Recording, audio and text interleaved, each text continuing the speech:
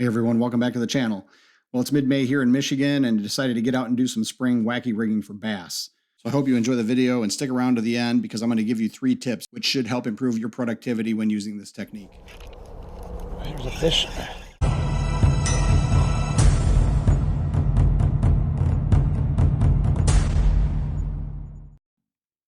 So for those who are not familiar with a wacky rig is simply a rubber worm, a plastic worm that's been attached to a large bass hook right near the middle and left to just kind of hang there. It's very effective when used at the right time of year under the right conditions, and it just mimics a worm that's been sort of falling into the water column.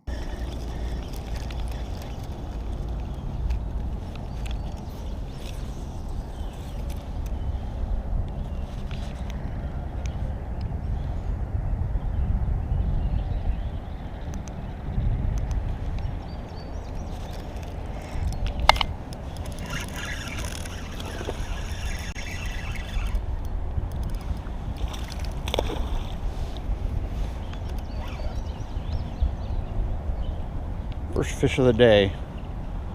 I didn't even feel him, didn't even see him. Nice little smallmouth.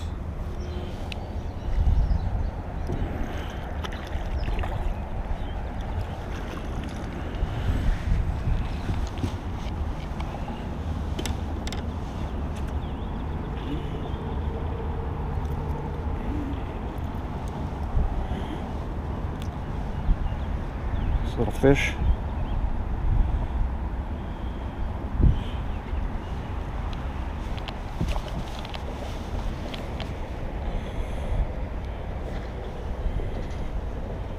Beautiful fish.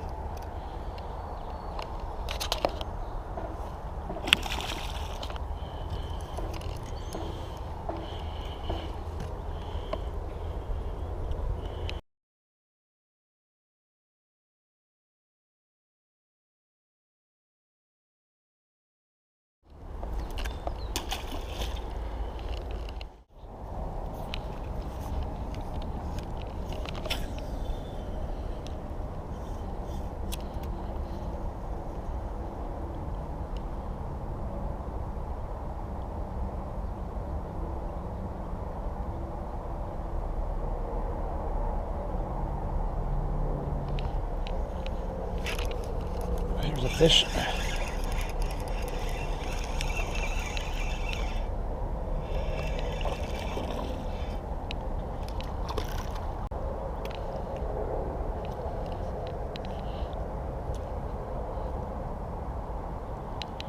Nice little bass.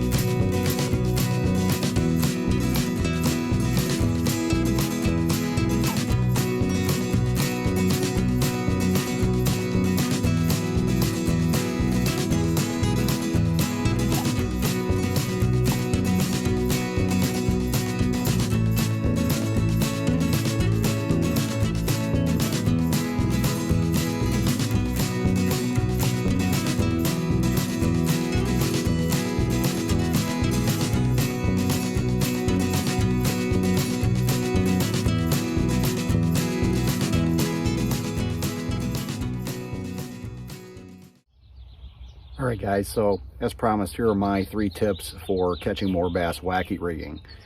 Tip number 1 is to go slow. When you're fishing a worm like this, you're trying to mimic the natural look of a worm just falling into the water and kind of floating down to the, or kind of sinking down to the bottom. You don't want to rush that, because think about how a worm reacts when it falls in the water. It doesn't do anything. It just kind of maybe wiggles a little bit, but it's just basically falling. It can't do anything. Patience is key. You know, you can maybe give it a slight twitch once it's in the water, but for the most part, I just let it sink. And a lot of times you'll get that hit right on the drop, because if the fish are in the area and active and they hear that splash and they hear it hit the water, it's going to alert their attention, and usually they'll hit it right away. But that leads us to tip number 2, and that is, if you don't get that hit right away, let it sink all the way to the bottom and then let it sit there. And that is where you'll want to maybe give it a little twitch or two before you retrieve it. Again, think about a worm landing in the water. It falls in, you know, kind of wiggles maybe a little bit, but ultimately just rests on the bottom. Then it'll start to move. In today's video, I caught a few fish where the fish hit right on the fall, but then there were a couple of fish that picked it up after it was already on the bottom. And finally, the last tip is, and I think this is critical, I don't know how I would have caught several of those fish if I wasn't using high-vis braid.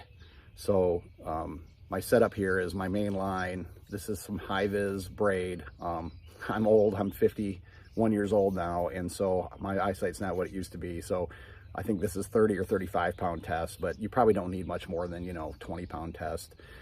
You want the diameter though big enough to where you can see it. Some high-vis that you can see. The nice thing about braid is that for the most part it floats almost like fly line, and that provides a great visual indicator, especially on the fall, when the fish hit it. Now, if it gets to the bottom, this isn't going to help as much, because a lot of times when they suck it in, you're not going to feel it, especially if they're not moving. If they're just sitting there and they just kind of, swim up to it and just kind of suck it in, you may not feel it. And a couple of those fish today, I didn't feel them, and I didn't know I had a fish on until I went to retrieve and noticed that they were there.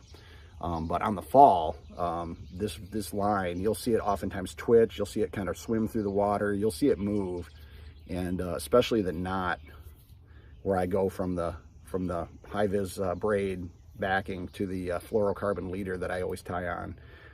That knot, you can see that. That knot's a great visual indicator, especially in the shallower water or in the first, few seconds of the fall when the bait's not very deep. So those are my 3 tips. Give them a try. Let us know how you do. If you're experienced wacky rigging fisherman, feel free to drop some tips in the comments. We all do better when we learn from each other. So thanks for watching, and we'll see you next time.